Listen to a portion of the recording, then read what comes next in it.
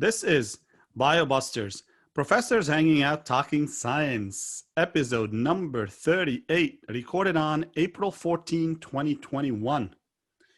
Hello, folks. You are listening to the podcast that takes you beyond the classroom and into the trenches of science.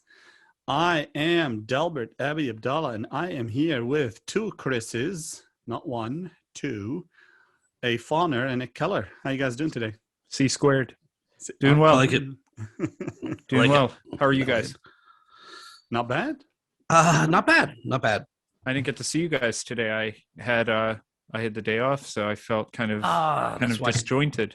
Yeah, I tried to call several times. I was looking all over for you. It was You were very looking all over for me. Where was the fire? What happened? No, I had good news, but now we'll just have to wait. Oh, well, thanks for leaving me in suspense. Good. No problem. Yeah, sorry. I thought I had told you when we talked yesterday or the day before, but maybe that was Delbert. So, Well, you probably did tell me. that's okay. I should have told you twice then. If it's any consolation, no one asked for you. That's true. I'm At glad. least on my side of the building. I like going under the radar. It's a good place to be. Well, that's All right, good. You go ahead. What'd you do today? You had a nice vacation day off. Not really. Neutering. So I had to take the dog, had to pick him up at the last minute, and then had to kind of watch him and laugh at him with his cone on. Which Cone of shame? he does not like. It's going to be a long night. I'm going How to sleep downstairs with him. How long does he have to put the cone on? So he can't.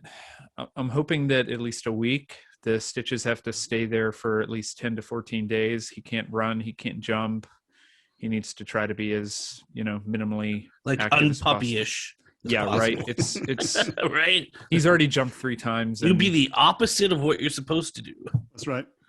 He's just now starting to lay down and kind of relax with the cone. But like I said, it's going to be a long night, and it's what I signed up for. So I can't complain. That's right. So for those of you watching on YouTube rather than listening, Dr. Keller has a different background on today. He opted for a parasitic egg. Do you want to tell us about that? Sure, I didn't know that was happening, but sure. Well, you chose a background. It's the only one that worked. So let's be fair here. This is the egg of Schistosoma hematobium, which is a tapeworm, or excuse me, a fluke that causes bladder cancer. Really is the big deal. Yeah. So some people get chronic infections, repeated infections, and develop bladder cancer. It's actually, yeah, the eggs are considered a type 1 carcinogen by the WHO. Yeah, very interesting. Yeah. Also can cause blood in urine. Well, that would be the beginning. Yeah. Uh-huh. It's one of the few infectious diseases I know that can directly penetrate the skin, too. All you have to do is stand in water, and it'll just dig right in. That is correct. So really, really great parasite and infection to get. To start off the episode, absolutely. That sounds fantastic. It's a short story. When I was over in Kenya working on my PhD, Lake Victoria was supposedly a great fishing lake, and I like a high infection rate though. Schistosome. So my PI, my boss time DJ said, "Don't do it. Let's not go out there because you just stick your arm in the water and you can get it." They had a group of guys known as the car washers. Sounds like a gang, but that was like their job. So they would back your Jeep into the lake and wash it. They all had repeated infections. Some had bladder cancer from. Yeah. Oh God. That's unfortunate. Another interesting fact about this parasite, and we'll move on after this, is very common in the Nile River and the Nile Valley, and back in Pharaoh times, ancient Egypt, say 5,000, 6,000, 7,000 years ago, they used to think that boys got a menstruation like females because they would swim in the Nile, they would get infected with schisto, and they would pee blood at a certain start, because they start swimming 10, 11, 12 years of age, 9 maybe, and then they'd get blood in the urine, and they used to think boys had the same puberty cycle as female in terms of menstruation, and that turned out to be the parasite. Isn't that crazy? Interesting. All right, today's thank you for that future nightmare. Don't swim in the Nile. Yeah. Today's birthday. Take it away, Fauner.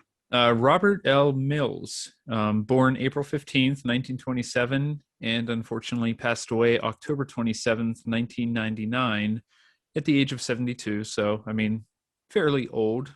I hopefully make it past that. That's at least one of my dreams, but we'll see what happens, I guess.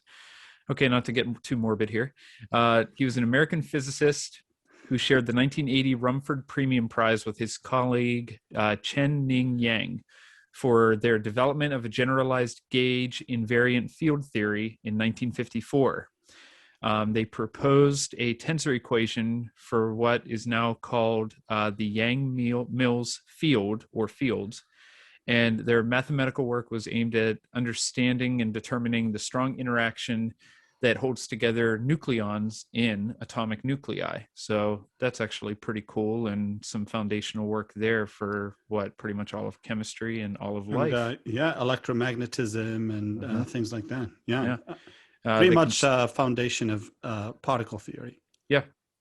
And the quantum Yang-Mills theory, like you said, elementary particle theory, and it's now the foundation for a lot of different experimental laboratories worldwide. And it has been tested many, many times. Yeah. And, it goes back to that word theory. Sometimes people think in science, theory means, crazy uncle at Thanksgiving table has a theory. It's not that, right? The word theory in English and science mean completely two different things. In science, it means it has been tested many, many times and proven to be true many, many times. Well, and that leads us to maybe I don't know if we've talked about it before in an earlier podcast, but evolutionary theory and the kind of war against gravitational theory and gravitational theory. All those yeah, exactly. All right. Well, thank you for that. Let's talk about coronavirus a bit. Of course. We're going to give you a short update. hopefully in about a year, we can start a show off. I don't know. Not that this isn't important, because it is important to update our listeners and to talk about what's the newest news and controversy, whatever. But maybe in a year or two, we'll start off the podcast with, medical innovation update instead of coronavirus. That'll probably be Ebola or something. Sorry, Chris. Probably coming next. So as of today, worldwide cases, roughly 139 million with 3 million deaths. U.S. cases, 33 million with about 578,000 deaths. U.S. vaccination effort is actually moving along quite nicely. At least one dose, 38% of the population, and fully vaccinated, 24% of the population. Those are some good numbers.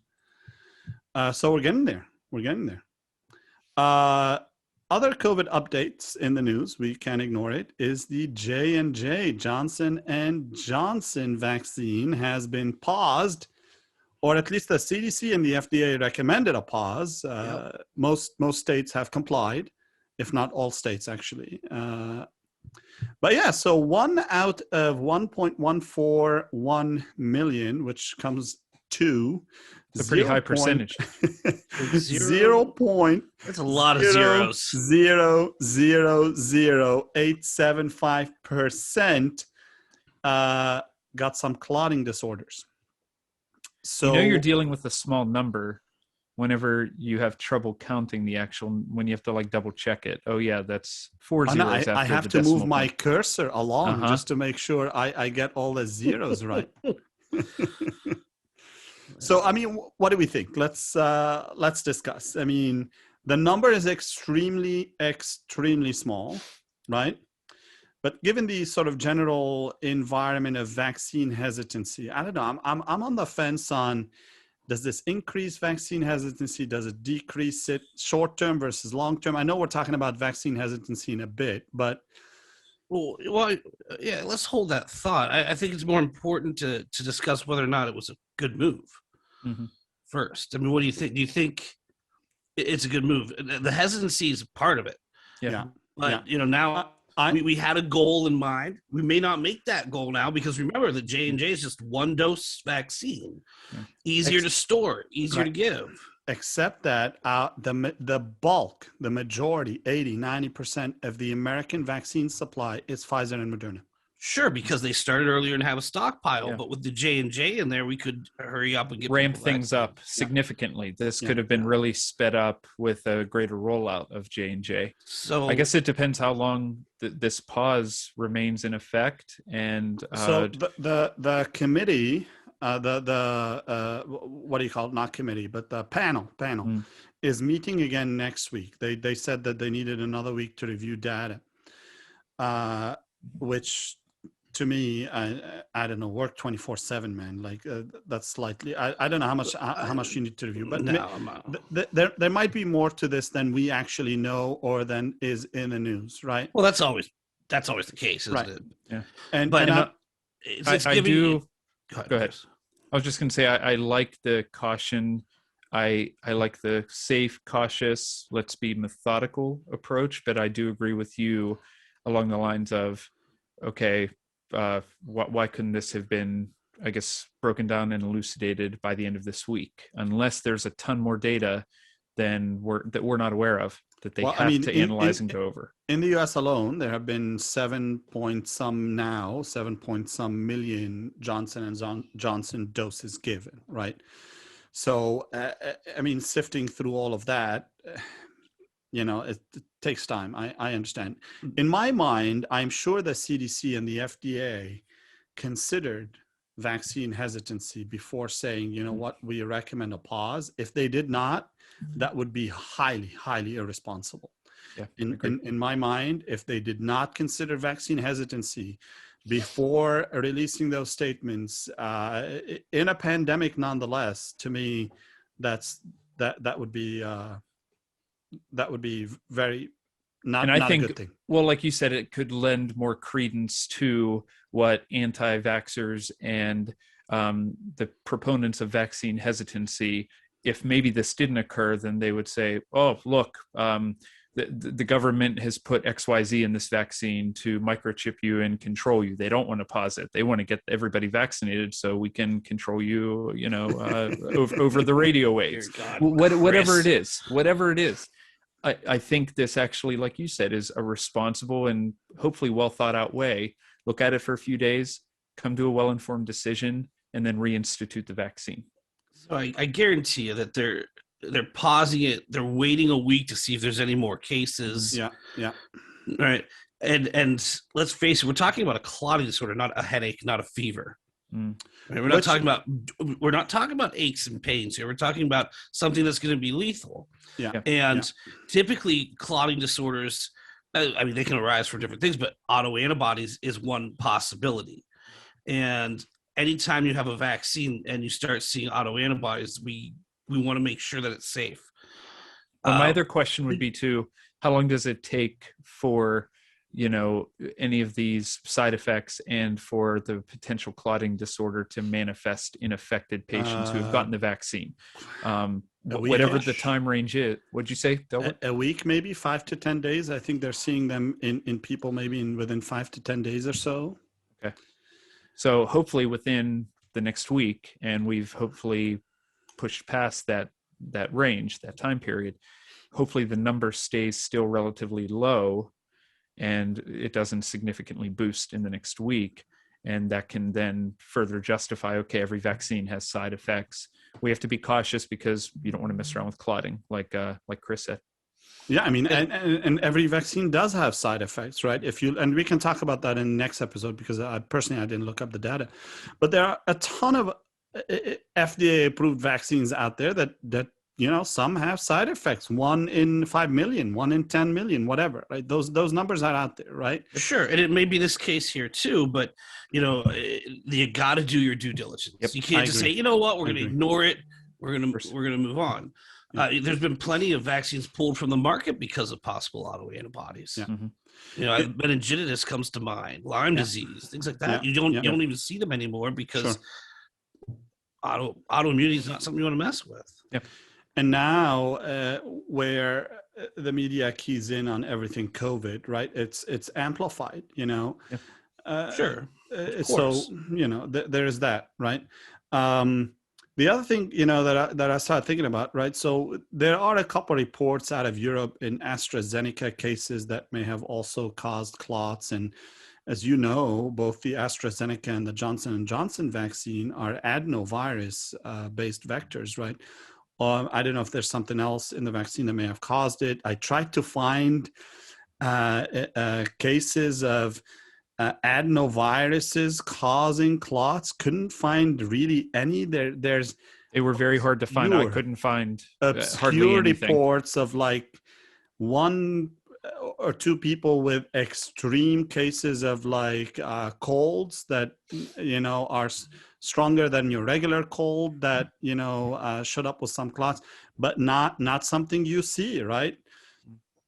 So I don't know. It could be just and right now we haven't seen the data, right? And I don't think the media has seen the data. We don't know if these 6 individuals had But their clots previous comorbidities because of other causes. Sure, We don't know. That's actually quite true. Is it the vaccine, or did they have clotting disorders to start off with? Or maybe they had susceptibilities, high blood pressure, whatever it was, right?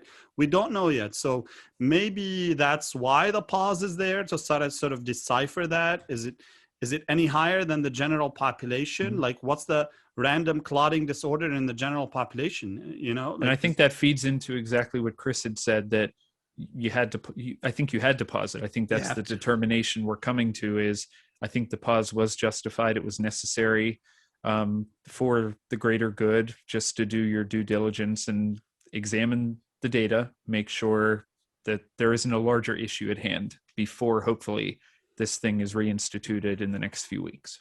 Your vaccine skeptics aren't going to stop. No. This isn't going to change anybody's mind, honestly. You're right. Yeah.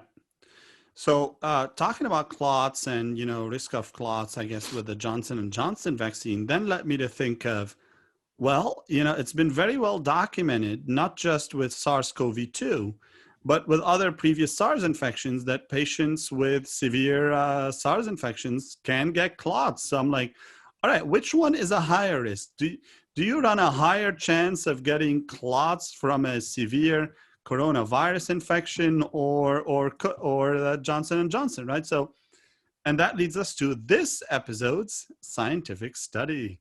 So I found 2 studies, and we'll discuss them kind of together, both sort of recently published. First study published in Thrombosis Research in 2020, July of 2020. And the title of the study is Incidence of Thrombotic Complications in Critically Ill ICU Patients with COVID-19. And pretty much they looked at what are the chances of getting clots in people sick, severe COVID, and hospitalized patients. And, they looked at a bunch of patients admitted to the ICU at a bunch of teaching hospitals.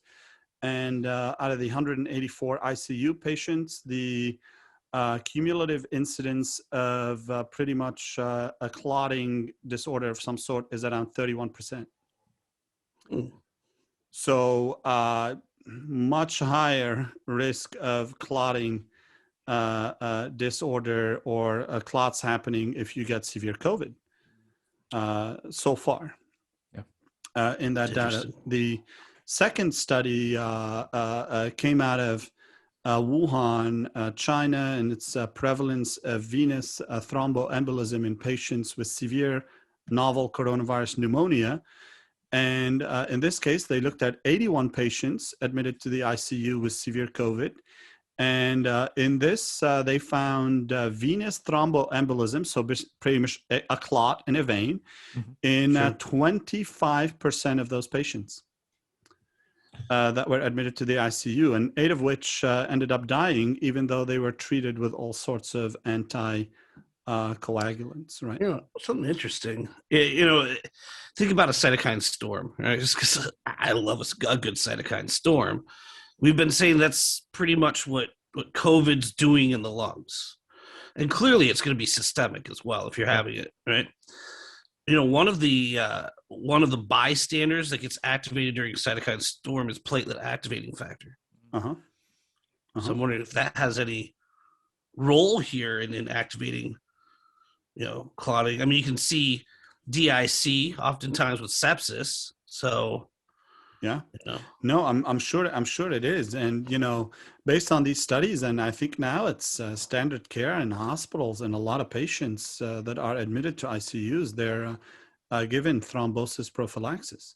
Yeah, it's interesting. And that's very interesting. To me, in my mind, reinforces the need for vaccination as a prevention of severe disease, because while all three vaccines currently approved in the US, right, Pfizer, Moderna, Johnson & Johnson, while all of them have been shown to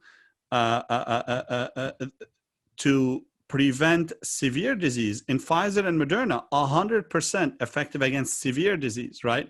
Right. In some cases, you may still get infected and get a very mild symptoms, right? Or maybe still be a carrier. We don't know yet, right? Transmission, we don't know if it stops transmission or not. There's some anecdotal data.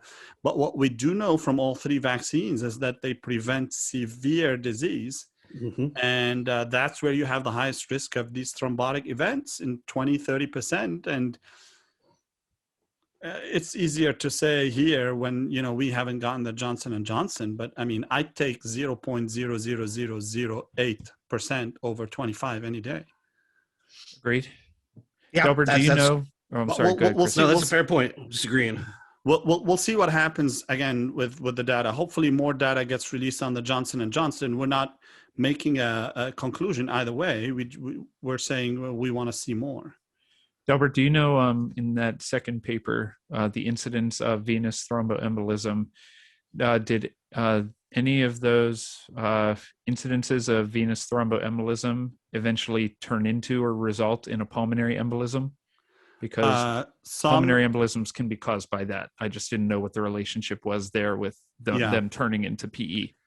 Yeah, I did not. I did not discuss all of the data in the paper, but of that 25% of venous thromboembolism, they break it down in the paper into which ones. Some of them ended up in the brain, some of them ended up in legs, lungs. Some of them ended up in the lungs with pulmonary embolism. Yeah, they were pretty much all over the body with different percentages. And for our listeners and for you, I've got the link in the show notes. Cool. So people will be able to read that. And both are not behind a paywall. Both are free. Very cool. Okay, so let's talk about vaccine hesitancy, right? I think it's a timely topic, particularly with what's going on with Johnson & Johnson. It's just we come up with new words all the time. I mean, it's not a new concept. No, it isn't. I mean, the anti-vaxxers, and again, I mean, everybody's got to make their choice, but it's usually based on pseudoscience is one thing. But there's always been vaccine hesitancy. I mean, look at kids; they're always hesitant to get vaccines. But no, I mean, not just this century. I mean, vaccine hesitancy goes back to the early 1800s. Well, that's because they were experimenting on each other back then. I mean, Edward Jenner was giving people actual your chance to get polio or smallpox was still pretty high with a vaccine. Yeah. Now we expect our vaccine to protect us, just like you expect when you walk in the hospital that you're walking back out. Right. Yeah. Right. We were trying to say there's risks. I mean, measles vaccines have risks. The flu vaccine has a risk every year. Yeah. But you also have more of a risk not getting it. Mm-hmm. Absolutely. No, the benefits of vaccination still far outweigh any risks associated with vaccines. And, we're pro-vaccines on this podcast, but we also don't lie to people. And we say, yes, some vaccines have side effects. I mean, absolutely. But the benefits far outweigh your chances of, the side effects. Is there one vaccine, therapy, treatment, drug, pharmaceutical that does not have a possible side effect? There are side effects to anything that you could take a Tylenol, put into your body. Look at Tylenol. Absolutely, yeah. You can get bleeds. It's and this stuff is over the counter. Anybody can buy it in any amount. there are risks to anything, you know. You drink too much water in one day and you can die. Excessive amount of water, right? I mean, these things, it's possible. Physiologically, it's possible. You know? Good luck drinking that much water. No, but it's just very interesting to think about this. And like Chris said, this might be the newest sensationalistic and fancy and buzzworthy term that everybody will Google. Vaccine hesitancy. You know, I'm hesitant about vaccine. Well, you either get it or you don't. You know, nobody's here to change your mind. Well, it'd be great if we could, but these people have made up their mind. They just don't really want to tell you. And you know, this is influenced by, you know, a lot of different things, right? And something that we're going to talk about and debate throughout the next, you know, probably 15 minutes or so is what leads to this hesitancy or this refusal of somebody to get the vaccine, even though it's now becoming much more readily available. I mean, a few months ago or the last few months, there were different restrictions and tiers in place. Not anymore. In PA, everybody eligible now? For the most part. Okay. 16 and up. Yeah. Okay. Yeah. So it comes down to complacency. Is it convenient for me to take, I don't know, half an hour, 45 minutes out of my day to go get vaccinated? The quick answer doesn't take that long. Most of these places, it doesn't take that long. Yeah. No. How long did it take us? 15 minutes. Barely. And that's if we wait and to make sure we don't have any effects, to sit after we get the shot. Sure, then another 15-minute wait. Sure, right. And if somebody has to drive, you factor that in. But if you have to take an hour out of your day to go to your doctor or go to a clinic, get the vaccine, wait 20 minutes there, drive back another 20 minutes, it's worth it, but people might use it as an excuse. I think part of the problem in today's world is it's meme heavy, right? People get information from a single post on Facebook or Instagram or Twitter or whatever it is, and anecdote wins over fact. And you mean like a witty scientific phrase on an Instagram page like the BioBusters, right? Yeah. Okay. We will welcome you to get your information. Well, thank you for that, actually, because I don't think we've announced it on our show yet. No, not yet. I think so. We have an Instagram page now. We have finally entered the 21st century. We have resisted. We've been a podcast for about 3 years now, and we've resisted as much as we could, but we realize the beast that is social media. And we plan to utilize it for good. That is correct. And we are on Instagram. You can just Google the BioBusters podcast or just search for the BioBusters podcast on Instagram and you'll find us. Please subscribe, smash that follow. Actually, you follow on Instagram. Smash that follow button. We're happy to have scientific debates via, pretty much any one of our platforms. Absolutely. But it must be based on realistic science and not your personal feelings. That's right. Like one of the comments we got this week, you mean? Yeah. I mean, people are welcome to their comments, but keep in mind that feeds into this whole hesitancy thing. If you've got somebody that you respect who doesn't even have an opinion, or excuse me, that doesn't have a scientific background but has an opinion. Yeah. You want to listen to their, it's just like listening to some of these actors. They don't know anything about science.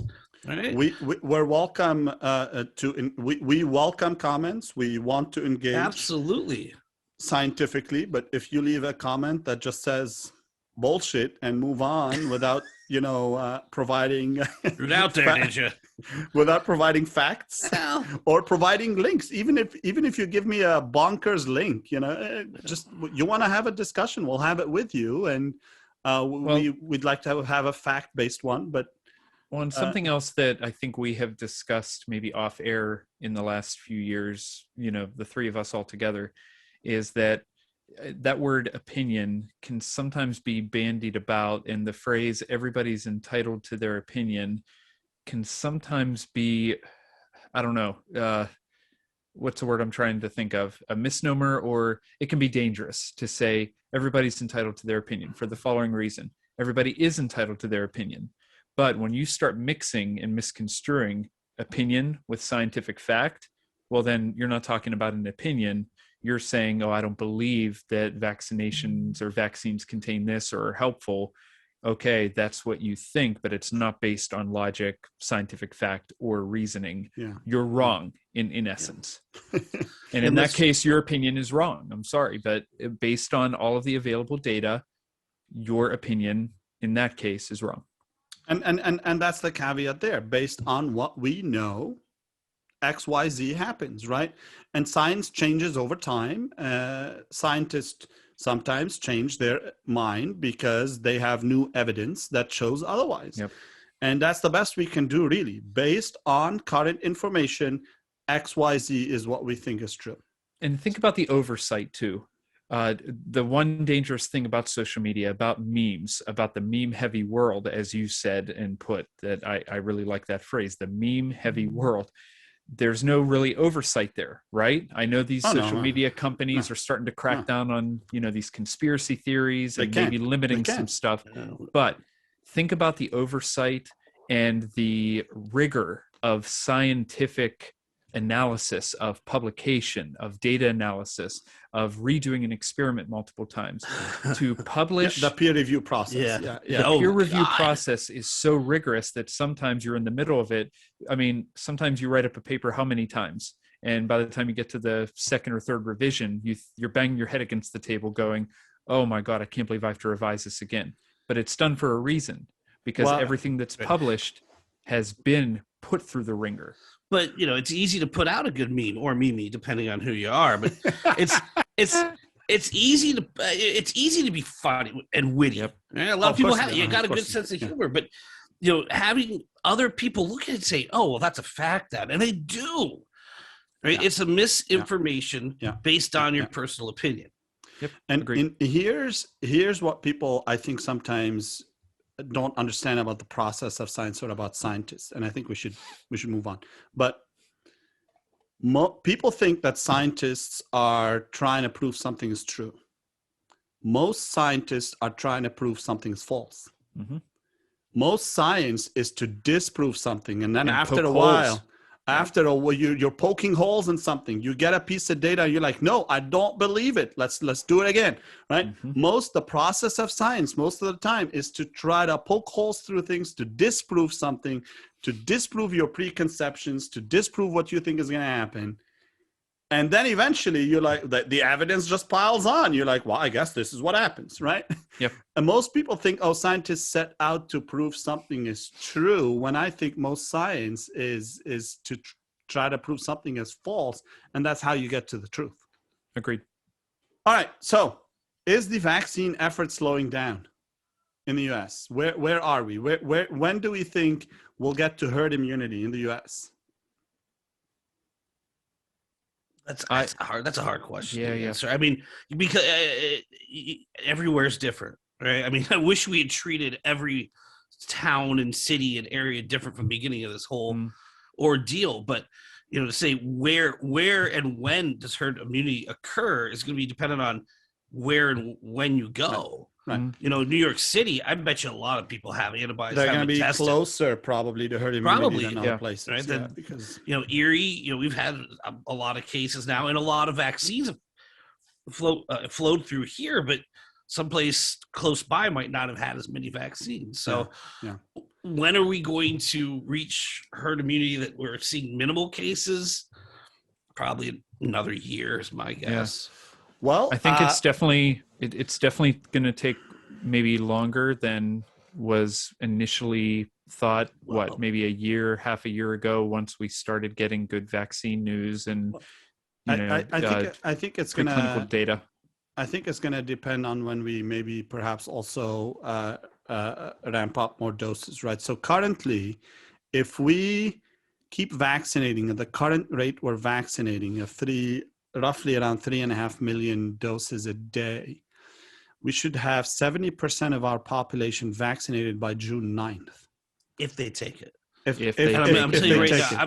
I'm including those people that, the anti-vaxxers make up a huge, not huge, but a significant number. Proportion now against herd immunity, right? So they're not going to have, they're going to have kids. But if they're in the 10%, probably more than that, Delbert. I honestly think that I with think that number with is their kids and the rest underreported. of the family. Yeah, You're saying COVID hesitancy, not all anti-vaxxers, like COVID no, anti-vaxxers. I'm thinking anti-vaxxers. In certain areas, you're going to have more than 10, 15%. Yep. No more than 15. I'd say between 10 and 15% plus the hesitancy. Honestly, I think that number is underreported. I agree with Chris.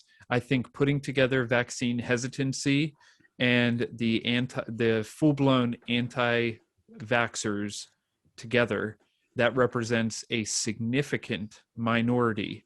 And I worry over the fact that this pandemic hit, where this word vaccine and the concept of a vaccine, I won't say it's become more prominent than ever in the last year, but that's all you hear on the news now. That's all you see on social media now. Vaccine, vaccine, vaccine, vaccine. And I actually read a study that was read through an article that was published, I think, just a few weeks ago in the journal Vaccine, I'm pretty sure. And they looked at social media posts and Google searches. And anti-vaccination searches during the COVID-19 pandemic has had a continued and even increasing presence during the pandemic. And I wondered, just in terms of this kind of self-feeding cycle, now this vaccine's coming out, now there are issues that are going to come up with any vaccine that is distributed, manufactured, and made available. There are going to be side effects. And now these people have something to hang their hat on. Anti-vaxxers, vaccine hesitancy. That is their golden goose. That is their excuse. Well, then what we need to do is show the other side of the coin. Mm-hmm. Yep. You've had millions and millions of people vaccinated, and we're still not zombies. Over 150 or so million doses of vaccines have been given in this country. You know, you can't get COVID from this vaccine. None of them. No. Over 150 million doses, and the cases of severe side effects have been minute. I'm going to go out and say, and this is an opinion based on observation. I don't have the numbers in front of me, but I'm going to say that there's less serious side effects with these vaccines than the normal childhood vaccines that we give during. I agree with you. During childhood, not all of them. Some of them have minimal side effects, but. I agree with you. And you know what? For the next episode, let's actually dig those numbers up, because I think it'll be nice to have a comparison. It would be. It's a good idea. But the biggest concern with people is it was manufactured too quickly. It was manufactured too quickly, and we've talked about this on this episode before. No. I don't think we should. It went through the process. The process.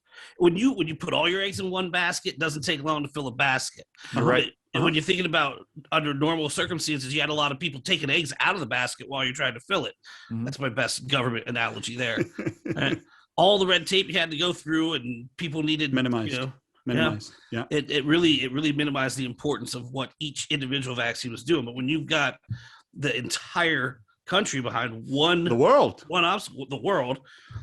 But one obstacle, we can clearly meet that obstacle. Yeah. You know who talked about that before. Keller reminds me sometimes of Ron Swanson from Parks and Rec, given that he was very much like, the only reason I'm part of the government is to destroy the government from within, to show that all of this is meaningless and that people can survive on their own. And just like that eggs metaphor, I like that. That was very Ron Swanson-esque. He's one of the best characters on that show, and that show's great.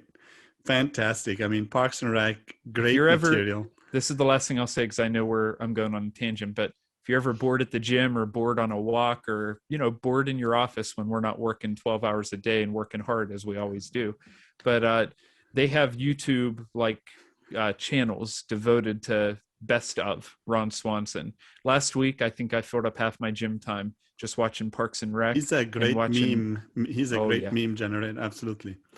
But I would venture, what's the word you like to say? Not venture to say. I would hazard. I would hazard to say, Fauner, that you need a new gym routine if you're getting bored at the gym. I know. Listen to the podcast again, Chris. That's right. You got to step it up, bro. You gotta watch that on YouTube. You gotta watch the BioBusters on YouTube, and not Swanson. Yeah, that's just what's that would motivate me to probably work out more, is seeing this face, and that'll really make me feel good about myself. Okay. What are some numbers you dug up on vaccine hesitancy?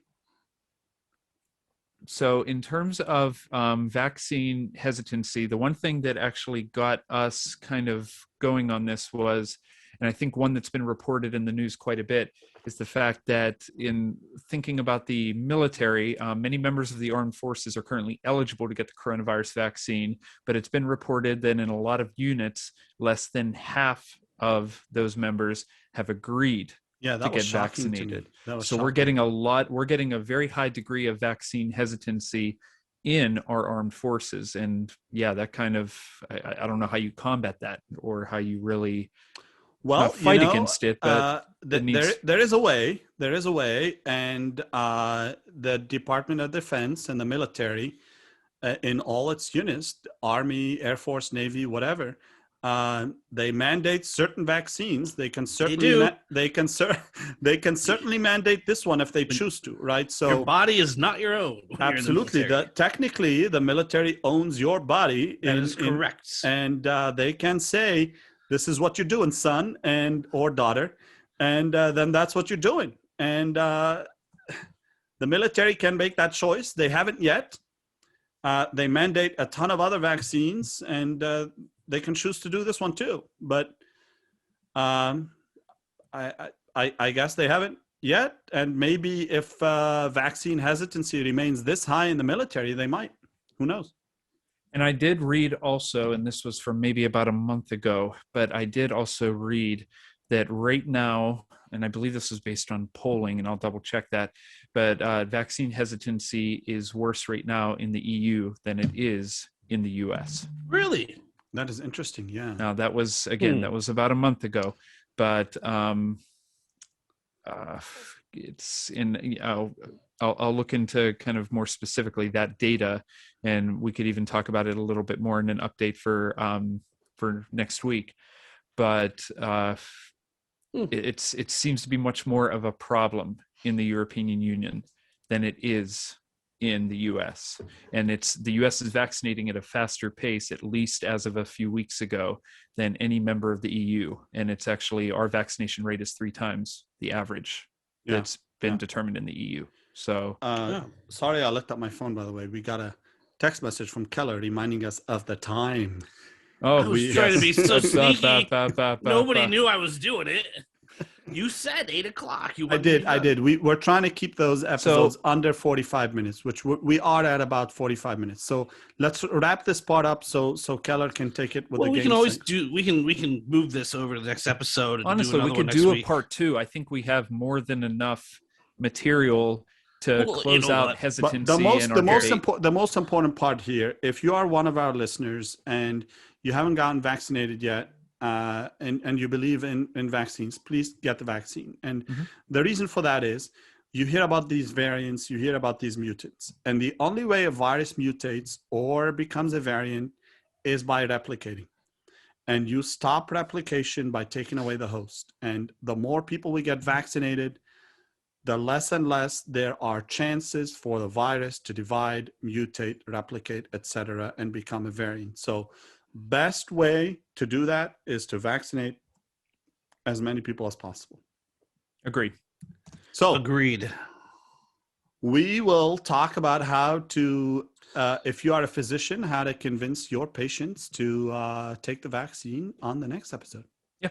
How about that? And maybe some educational, again, how do you convince somebody or at least show them another side of this debate? How do you do that logically, informatively, but also maybe courteously? And we'll use the physician side of things. Ooh, courteously.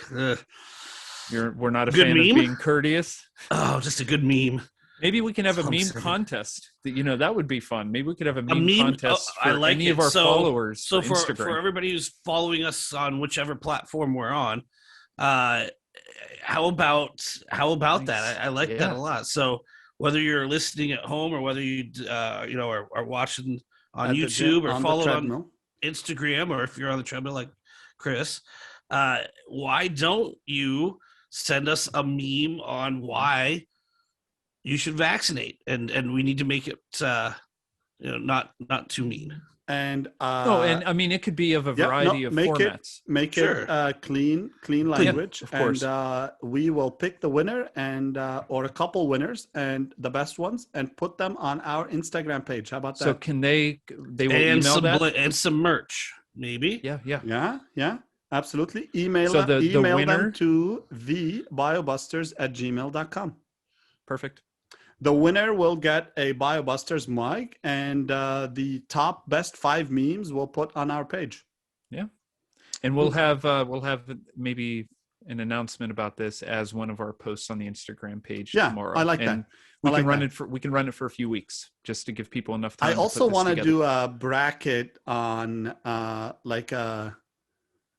like sort of similar to like a basketball bracket on pathogens against pathogens. Pick the best pathogen, We'll have to have some pretty specific Which 2 rules pathogens there. make it to the finals.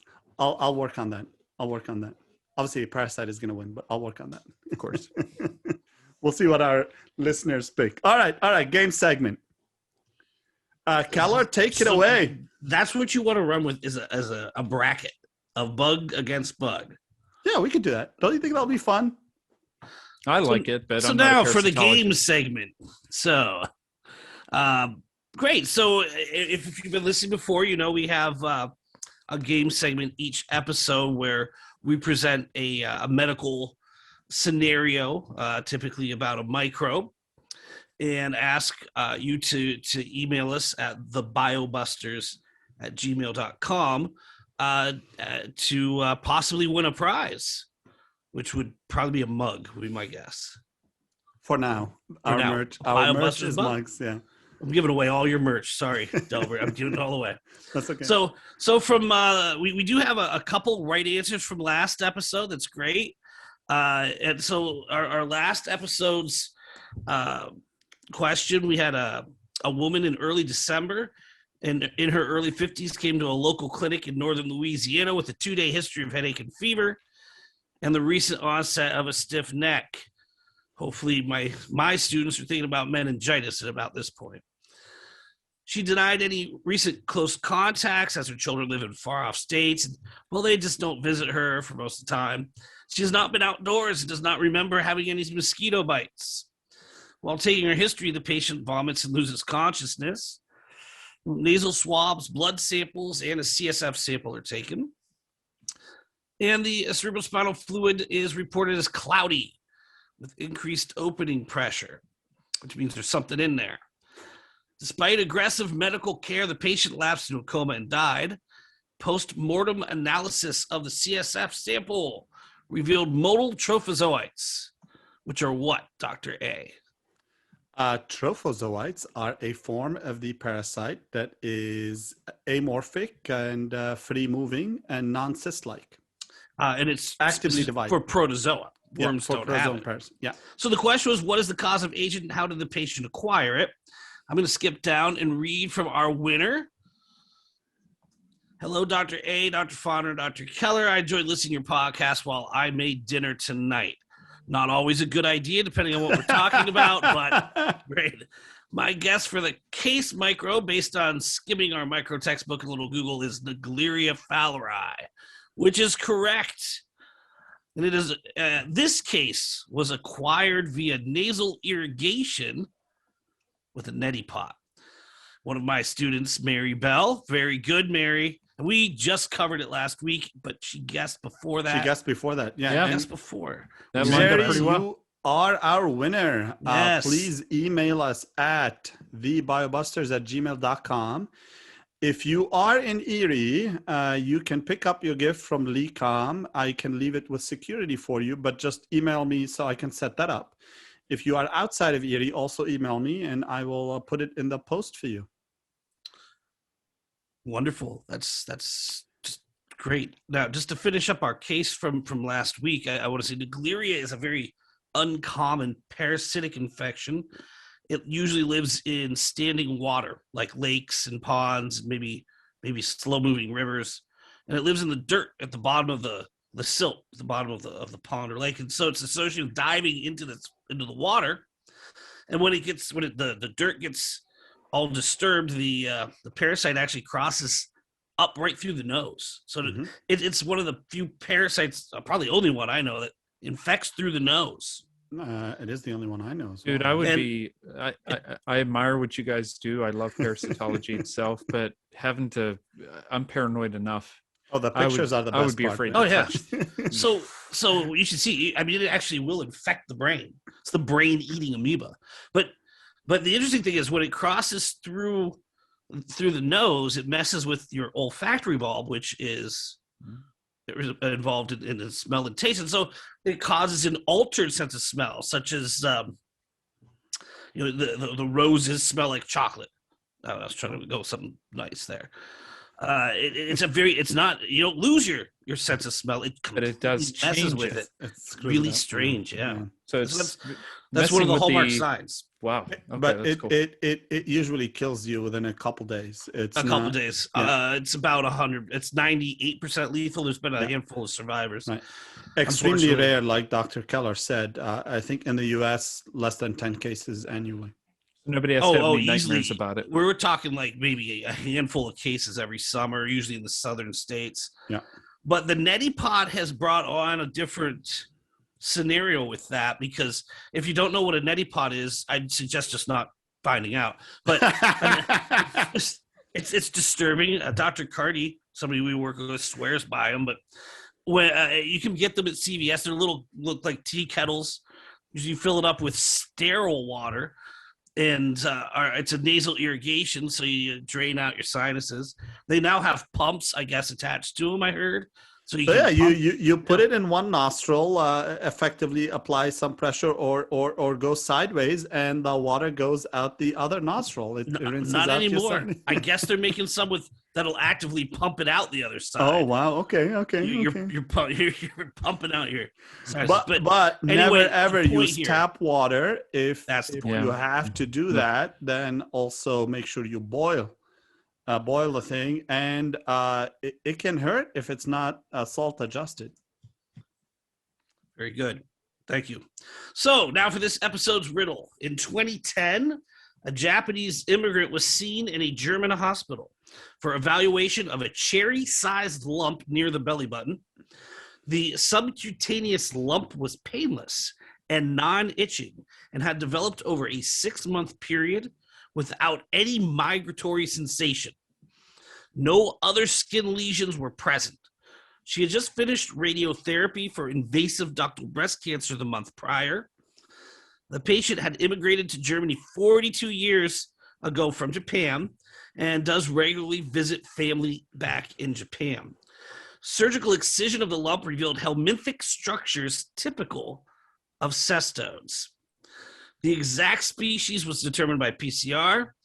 And so, since Rick thought the case was pretty easy this week, Rick, so what is this and how did she likely acquire it? If you want to answer, please email us at thebiobusters@gmail.com. Yes. Speaking of emails, we had a few good guesses. Just a few shout outs here to Rick, who always writes us. Thank you, Rick. You also had it correct. And Jake also wrote, and he correctly guessed primary amoebic meningoencephalitis by the brain-eating amoeba.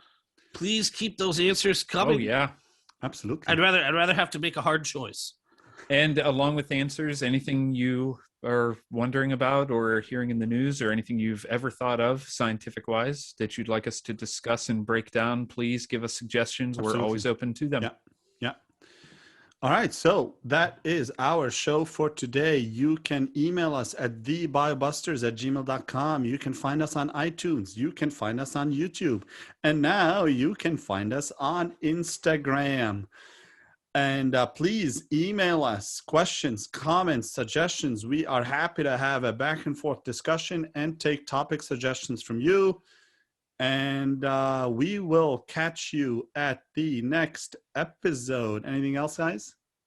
Just remember our contest. We'll have some details ironed out about this meme contest. Yeah, we'll do a post. We'll do a post about that. Yeah, we'll do it on Instagram. So if you need to remind yourself of those details, or the timeline that we'll come up with, check the Instagram page over the next few days and send us those memes. We can't wait to see them. Beautiful. All Great. right. Well, thanks for listening. Thank you. Thank Bye. you.